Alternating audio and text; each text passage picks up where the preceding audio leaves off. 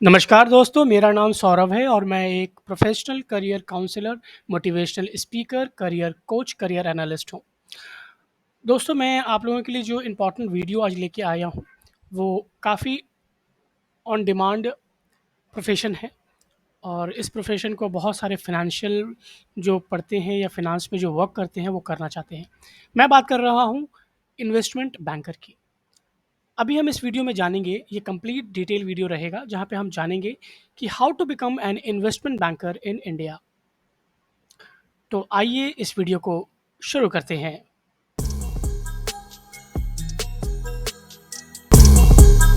जी, जैसा कि मैंने बताया आपको कि इन्वेस्टमेंट बैंकर बनने के लिए एक रिगोरस प्रोसेस की ज़रूरत होती है। जी, बहुत ही combination of education, skills, networking and strong determination की ज़रूरत होती है। तो आइए देखते हैं स्टेप बाय स्टेप प्रोसेस कि इसको आप किस तरह से कर सकते हैं। सबसे पहले बात कर लेते हैं एजुकेशनल बैकग्राउंड की, आपको क्या एजुकेशन की ज़रूरत पड़ती है। सबसे पहले आपको एक बैचलर डिग्री की ज़रूरत पड़ेगी, जो कि आप रेलेवेंट फील्ड में कर सकते हैं, जैसे कि फिनांस, इकोनॉमिक्स, बिजनेस और अकाउंटिंग। ये मैंडेटरी नहीं है, लेकिन हालांकि डिग्री इज़ इम्पॉर्टेंट हो जाता है जब भी आप फिनांस में इन्वेस्टमेंट बैंकर के लिए जा रहे हैं। तो आप इसे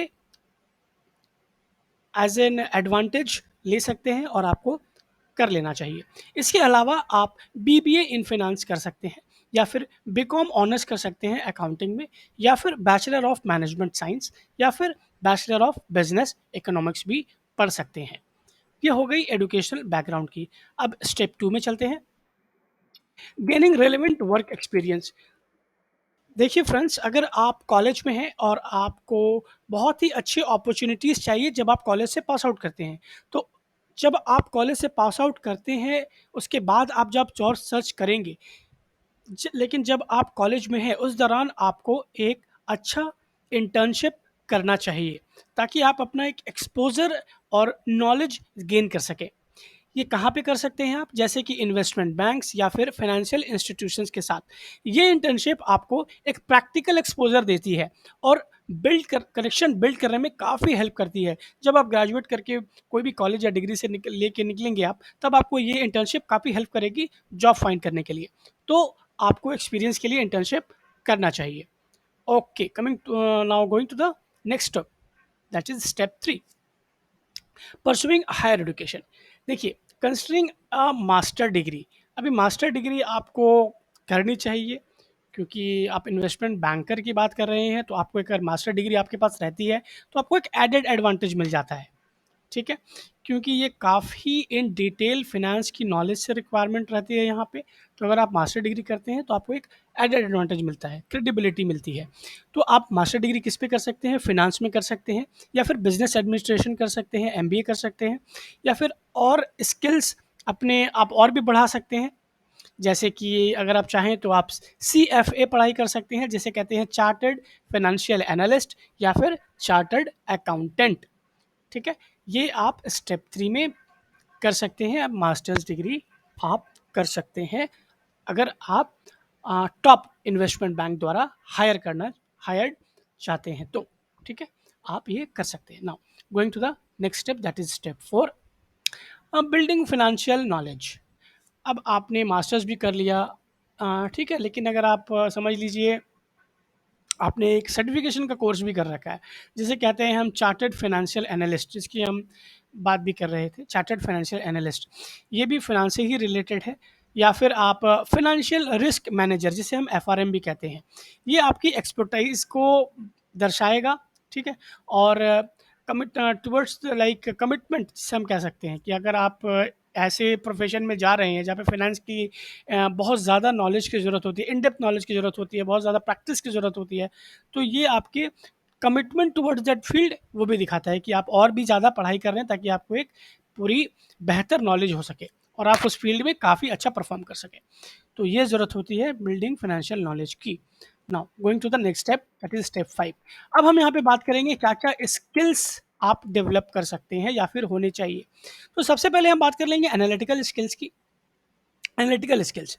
अभी आप एक इन्वेस्टमेंट बैंकर हैं, तो आपको एक स्ट्रॉन्ग एनालिटिकल एबिलिटी होनी चाहिए फाइनेंशियल डेटा को एनालाइज करने के लिए, और इन्फॉर्म डिसीजन लेना होगा आपको, क्योंकि आप देखिए, आप बड़े बड़े कंपनीज के बिहाफ में वर्क करेंगे, गवर्नमेंट बैंक्स के बिहाफ में वर्क करेंगे, तो आपके एनालाइजेशन जो होते हैं फाइनेंशियल डेटा की इन डेप्थ नॉलेज अगर रहेगी, तो आप काफ़ी अच्छे से उसे एनालाइज कर पाएंगे, इन्फॉर्म डिसीजन ले पाएंगे और अपने क्लाइंट को बता पाएंगे।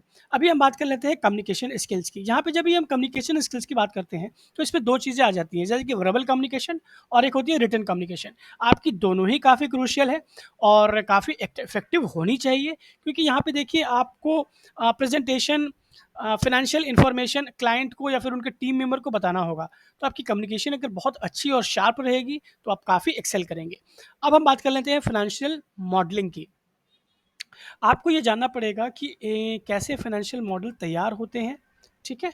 और आपको कंडक्ट करना पड़ेगा उसके वैल्यूएशन एनालिसिस, कैसे आपको कितने वैल्यूएशन में आएगा ये। फॉर एग्जांपल अगर कोई कंपनी नए प्रोडक्ट को लेके आ रही है या फिर मर्जर करना चाह रही है दूसरे कंपनी के साथ, तो उसके वैल्यूएशन को आपको एनालाइज करके बताना पड़ेगा कंपनी को कि ये वैल्यूएशन आ रहा है, इस प्राइस में आपको सेल आउट करना चाहिए या फिर किस तरह से वर्क करना चाहिए अकॉर्डिंगली। तो वो आप पूरा असेसमेंट निकालते हैं, ठीक है? और असेस करके इन्वेस्टमेंट को जितनी भी होती हैं, जैसे हम कहते हैं असेसमेंट इन्वेस्टमेंट अपॉर्चुनिटी, वो आप करके अपने क्लाइंट को बताते हैं। इसे हम कहते हैं financial modelling. Now coming to the networking. Networking की अगर हम बात करें, तो सबसे पहले आपको प्रोफेशनल नेटवर्क में वर्क करना पड़ेगा, ठीक है? इसके लिए आपको क्या करना चाहिए कि जितने भी इंडस्ट्री के इवेंट हो रहे हैं, वो आपको अटेंड करने हैं, वहाँ पे प्रोफेशनल से मिलना है और उनको उनसे आपको जैसे इस वर्क फील्ड के बारे में और ज़्यादा से ज़्यादा जानकारी लेनी है, और किस कंपनी में वर्क कर रहे हैं, वर्क कल्चर क्या है, क्या प्रेशर रहता है वर्क का, कैसे उनकी पे आउट्स होती हैं, सब कुछ डिटेल्स में कौन से प्रोजेक्ट पे वर्क कर रहे हैं, सब कुछ आपको इसमें इन डेप्थ नॉलेज आप जानेंगे और प्रोफेशनल से मिलेंगे, कॉन्फ्रेंसेस अटेंड कीजिए, ठीक है? इंडस्ट्री के इवेंट्स, कॉन्फ्रेंसेस या फिर प्रोफेशनल से मिल सकते हैं आप सोशल मीडिया प्लेटफॉर्म जैसे कि लिंक्डइन, और हो सकता है कि आप काफ़ी अच्छी जॉब में लैंड भी कर जाएँ। अब हम बात कर लेते हैं इंटर्नशिप, एंट्री लेवल पोजीशन के लिए। देखिए, अगर आप एंट्री लेवल पोजीशन में इन्वेस्टमेंट बैंक्स या फिर फाइनेंशियल इंस्टीट्यूशन या फिर बुटीक एडवाइजरी फर्म्स में, ठीक है, आप इंटर्नशिप करते हैं, तो आपको ये एक एडेड एडवांटेज देता है। हो सकता है कि आपका ये मतलब जो आप सपना देख रहे थे जॉब का, वो जॉब आपको ना मिला हो, लेकिन आपको वो जॉब मिला है जहाँ से आप स्टार्ट कर सकते हैं, और स्टार्टिंग में हो सकती है स्टाइपेंड या सैलरी जो होता है बहुत कम होती है। धीरे धीरे रेगुलर प्रैक्टिस और आपकी कमिटमेंट टुवर्ड्स द प्रोफेशन, आपको ग्रोथ मिलता है, तो अकॉर्डिंगली आप ग्रोथ अचीव करते हैं, ठीक है? जहाँ पे हम बात कर रहे थे इंटर्नशिप के बारे में, ठीक है? Now coming to the next slide, this is level of growth.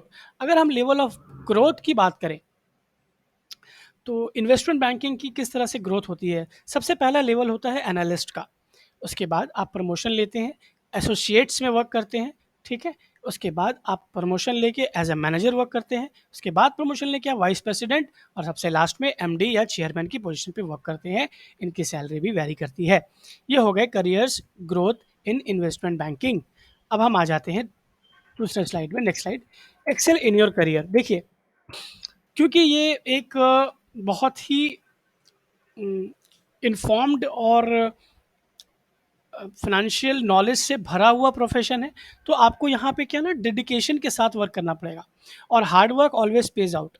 उसके साथ के साथ आपको स्ट्रांग वर्क एथिक भी होनी चाहिए आपकी, ठीक है? देखिए, हो सकता है कि जॉब कभी डिमांडिंग हो, आपको कंटिन्यूअस वर्क करना रहना पड़े, और अगर आप परफॉर्म अच्छा करते हैं इस रोल में, तो हो सकता है कि इसके वजह से आपको प्रमोशन मिले, करियर में ग्रोथ मिले। अगर आप हार्ड वर्क करते हैं विथ डेडिकेशन, तो आपको प्रमोशन और ग्रोथ तो ऑटोमेटिकली मिलती ही है ना? तो hard work is the key and is with strong work ethic कभी नहीं छोड़नी चाहिए, work ethic is important. Now going to the next slide, step 9, network and build relationship. जितने भी इंडस्ट्री के आप जॉब कर रहे हैं या वर्क कर रहे हैं या फिर वर्क ढूंढ रहे हैं, तो सेम टाइप के इंडस्ट्री इवेंट्स या कॉन्फ्रेंस को अटेंड कीजिए, सेमिनार्स में अटेंड कीजिए, नेटवर्क बनाइए अपना प्रोफेशनल से मिल मिल के, ठीक है? नेटवर्क जितना बढ़ेगा उतने ज़्यादा चांसेस आपके होंगे कि आप अच्छे जॉब में लैंड कर पाएँ, ठीक है? स्ट्रॉन्ग रिलेशनशिप जब तक आपकी मेंटेन नहीं होगी, ठीक है? पोटेंशियल जॉब अकॉर्डिंगली आपको उस तरह से मिलता है। अपॉर्चुनिटीज़ मिलेंगे, हो सकता है रेफरल्स भी मिलेगी। ये इन्हें मैं जानता हूँ, ये इतने साल से इन्वेस्टमेंट बैंकिंग की वर्क कर रहे हैं या पढ़ाई कर रहे थे, अभी पास आउट किए, इस तरह से वो आपको रेफ़र कर सकते हैं और आप एक अच्छे जॉब में लैंड कर सकते हैं। ठीक है? अब हम बात कर लेते हैं स्पेशलाइजेशन एंड एडवांसमेंट की। क्योंकि ये इन डेप्थ नॉलेज चाहिए फिनांस की, तो आपको हो सकता है कुछ स्पेसिफिक फील्ड में स्पेशलाइजेशन करने की भी ज़रूरत पड़ जाए। जैसे कि अगर हम बात करें किस फील्ड में आप कर सकते हैं, मर्जर एंड एक्विजिशन, जिसे हम M&A कहते हैं, या फिर इक्विटी कैपिटल मार्केट, इस और या फिर डेप्थ कैपिटल मार्केट, इसके बारे में हम डिटेल में भी बात करेंगे। ठीक है? इस particular specific area of investment banking में आपको स्पेशलाइजेशन कर सकते हैं आप। ठीक है? merger and acquisition, equity capital market and debt capital. Now going to the जैसे कि क्या क्या अपॉर्चुनिटीज़ आपको मिल सकते हैं। ठीक है? प्रोफेशनल डेवलपमेंट, और अपने ऑर्गेनाइजेशन में अगर आप वर्क कर रहे हैं, ठीक है, फर्दर एडुकेशन लेके अगर वो देखते हैं कोई इनर प्रमोशन चल रही है, इंटरनल प्रमोशन, तो आपको वहाँ पे एक बेनिफिट भी मिल सकता है। अगर आपको अपॉर्चुनिटी देखना चाह रहे हैं तो आप ये आप स्पेशलाइजेशन करके आप वो भी ले सकते हैं। Now okay, now we will speak about work domain. Okay, now सबसे पहले वर्क डोमेन में क्या आ जाता है, corporate finance, merger and acquisition, capital market, sales and trading. Now corporate finance में अगर हम बात करें तो कॉर्पोरेट फाइनेंस में क्या होता है, देखिए यहाँ पे आपको क्लाइंट को मदद करनी है कैपिटल रेस करने के लिए। अगर क्लाइंट को कोई नया प्रोडक्ट मार्केट में एंटर करना है या लॉन्च करना है, उसके लिए जो पैसे जमा करने हैं वो आप अपने क्लाइंट को स्ट्रैटेजीज बना के देते हैं। ठीक है? और आप अपने क्लाइंट को ये भी एडवाइस देते हैं कि कितना पैसा खुद का डालना है, ठीक है, या फिर और कितना पैसा मार्केट से उठाना है या फिर बोरो करना है। ठीक है? सो दैट कि उनकी प्रॉफिटेबिलिटी जो है बढ़े, क्योंकि आप सही डिसीजन लेके बता के देंगे तो प्रॉफिटेबिलिटी तो बढ़ेगी अकॉर्डिंगली। और इसके लिए आपको अप्लाइड फाइनेंस की इन डेप्थ नॉलेज चाहिए, कॉन्सेप्ट बहुत ही अच्छे होने चाहिए। और इसके बाद आपको अपनी क्लाइंट की शेयर होल्डर वैल्यू मैक्सिमाइज करनी है। वो कैसे करनी है, आप जैसे कि आने वाले 10 सालों के लिए और आने वाले 2 सालों के लिए आप उनको स्ट्रैटेजीज बना के देंगे, प्लानिंग करके देंगे, जो कि वो उनके बिजनेस में इम्प्लीमेंट करने में मदद करेगी। ठीक है? ये होता है कॉर्पोरेट फाइनेंस। अब अगर हम बात कर लेते हैं मर्जर एंड एक्विजिशन की। मर्जर एंड एक्विजिशन में अगर हम बात करें तो आपको फैसिलिटेट, आप as an adviser facilitating valuation करते हैं, स्ट्रक्चरिंग करते हैं, नेगोशिएशन ऑफ डील करते हैं। ठीक है? कभी भी अगर दो, समझ लीजिए दो कंपनी है, दोनों सेम प्रोडक्ट ही बेच रही है, तो अगर एक कंपनी चाहती है कि मैं कंपटीशन कम करना चाहती है, तो वो क्या करती है, दूसरे कंपनी को बोरो कर लेती हैं, खरीद लेती हैं। ऐसा होता ही रहता है। तो यहाँ पे क्या करते हैं, आप as a middle man work करते हैं, आप कंपनीज को उनकी वैल्यूएशन, एसेट वैल्यू, सब कुछ स्ट्रक्चर्ड वे में बता के देते हैं।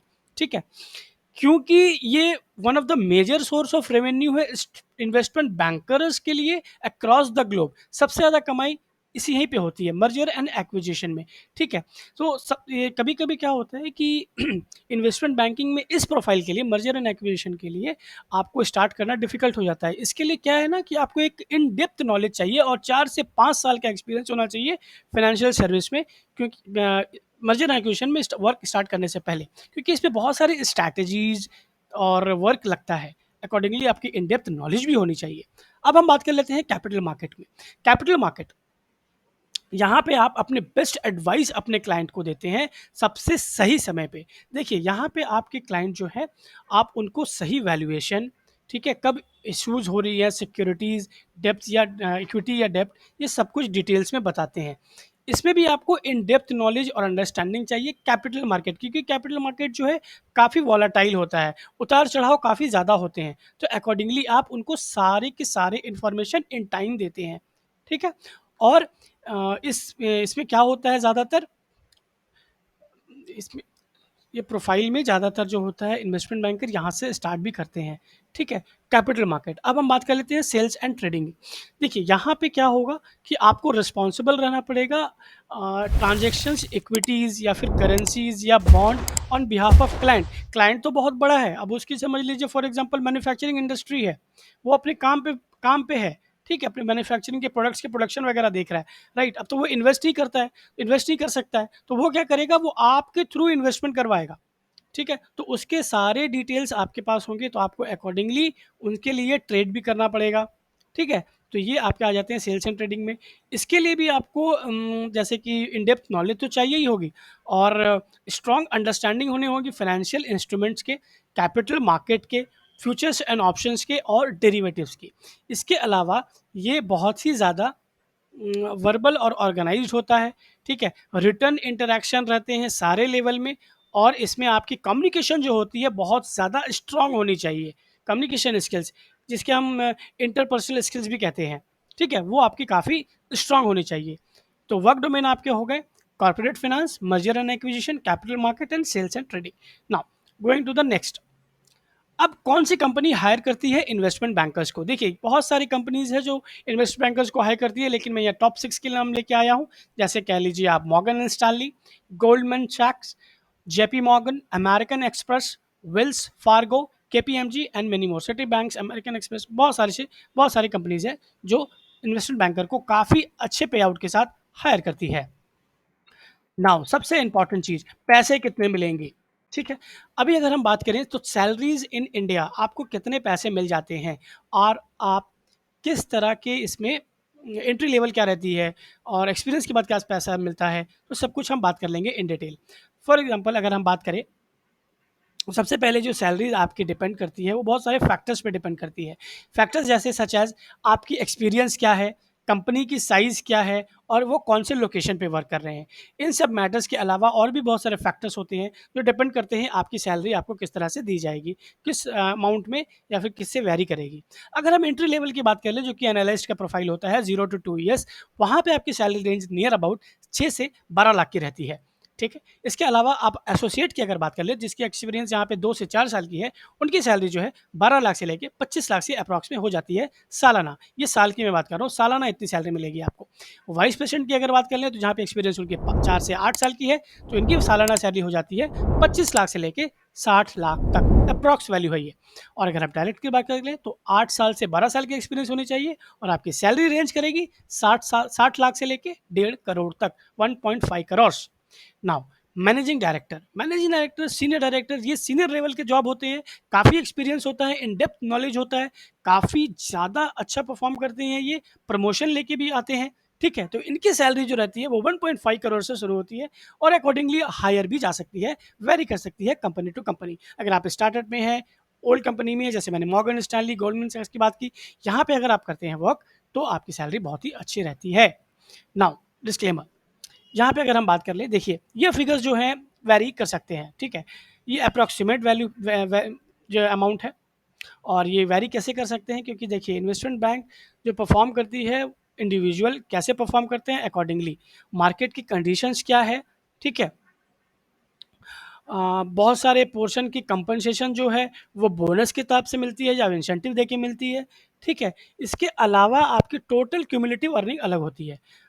और अगर आप बात करें सैलरी स्ट्रक्चर की, जो इन्वेस्टमेंट बैंकर यहाँ पे हैं वो ज़्यादातर जैसे कि मुंबई, बैंगलोर, दिल्ली की है। सैलरी जो है स्लाइटली लोअर साइड में रहती है, कहाँ पे, जो कि आप टियर 1 या टियर 2 की बात कर ले तो वहाँ पे थोड़ी सैलरी लोअर साइड में हो सकती है, या कंपनी से कंपनी वैरी भी कर सकती है, ठीक है।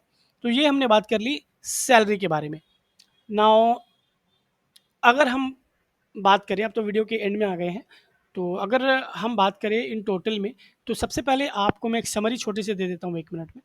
आपने ग्रेजुएशन किया फिनांस इकोनॉमिक्स बीबीए इन फिनांस लेके, ठीक है। उसके बाद आपने मास्टर्स किया, आपने सर्टिफिकेशंस के कोर्स किए, ठीक है। आपने एक्सपीरियंस लिया, आपने इंटर्नशिप करी, आपने नेटवर्किंग भी बढ़ाया, ठीक है। आपने मर्जर एंड एक्विजिशन में स्पेशलाइजेशन किया, कैपिटल मार्केट में किया, डिबेंचर्स में, जो मैंने आपको बताया। आपने अकॉर्डिंगली वो करने के बाद आपने जॉब के लिए अप्लाई किया, ठीक है। जॉब में भी आपने का उसके पहले भी आपने इंटर्नशिप किया और अकॉर्डिंगली बहुत ही अच्छे जॉब में लैंड किए नेटवर्किंग के थ्रू। ये सारी चीज़ें हमने डिस्कस की। इसके अलावा आपको सैलरी क्या मिलती है, आपकी लेवल ऑफ वर्क कैसे रहती है। फॉर एग्जांपल आप एनालिस्ट के रूप में अंदर एंट्री लेवल में जाते हैं, फिर एसोसिएट में जाते हैं, फिर मैनेजर में जाते हैं, फिर इसके बाद जाके आप वाइस प्रेसिडेंट, फिर एमडी एंड चेयरमैन। इसके अलावा इनकी सैलरी भी वैरी करती है। सो सारी चीज़ें हमने डिस्कस कर ली। अब मैं आपको यहाँ पे ये बताना चाहूँगा कि अगर आपको ये वीडियो अच्छा लगा हो, तो आप इस वीडियो को ज़रूर लाइक करें और शेयर करें। आपका लाइक हमें मोटिवेट करता है ऐसे सब्जेक्टिव और नॉलेजेबल कंटेंट बनाने के लिए। इसके अलावा अगर आपको ये वीडियो 1% भी वैल्यू ऐड किया है अगर आपके लाइफ में, तो आप इस वीडियो को शेयर ज़रूर करें। शेयर उनसे करें जिनको ये प्रोफ़ेशन करनी है, उनको डिटेल नॉलेज मिल पाएगा। और जैसा कि मैंने बताया कि मैं एक काउंसलर हूँ, करियर काउंसलर हूँ, और अगर आपको लगता है कि आपको 1 टू 1 करियर काउंसलिंग चाहिए, तो आप दिए हुए गए नंबर पे व्हाट्सएप या कॉल करके मुझसे बात कर सकते हैं।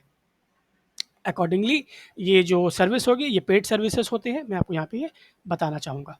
फिलहाल के लिए इतना ही, अपना बहुत ख्याल रखें एंड थैंक यू। जय हिंद, जय भारत।